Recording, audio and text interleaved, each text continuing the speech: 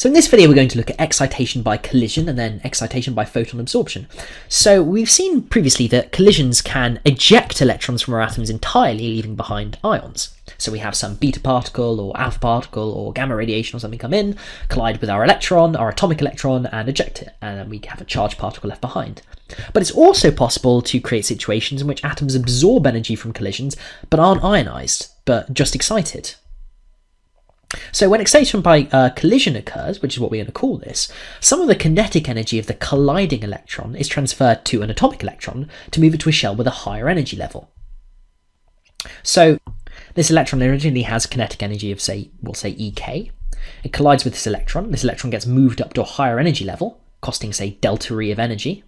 That's how much energy it takes to move it up to a higher level, delta E being the difference between these two levels. And we're going to actually come up with some equations for that in our next slide, so don't worry too much about exactly what delta E is, just the difference between these levels. But the key thing to note is that delta E is the only energy this electron is allowed to absorb. This atomic electron can't absorb energy more than that or less than that. This is the only amount of energy it can absorb to move to this shell, or it can absorb enough energy to move to the next shell entirely, but that would be a lot more energy.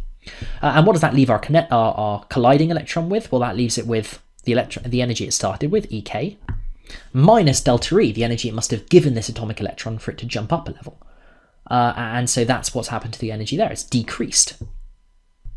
So if the colliding electron doesn't have enough kinetic energy to move an electron to a shell with a higher energy, it's just deflected by the atom without losing any kinetic energy at all. That's because where would the kinetic energy go, right?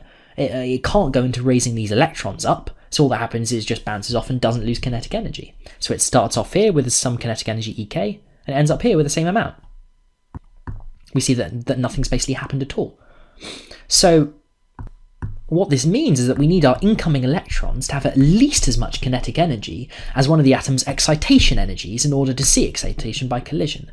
In other words, if delta E is our first excitation energy, so for our hydrogen, that would be 10.2 electron volts, would be how much energy you need to raise it to its first excited state. If that's the case, then you must have your colliding electron has at least 10.2 electron volts of kinetic energy. If it has 10.1 or 10.0, you're not going to have enough energy to raise your thing up to the next shell, and therefore nothing's going to happen. So you need this to be bigger than this, otherwise nothing's going to happen. Hey guys!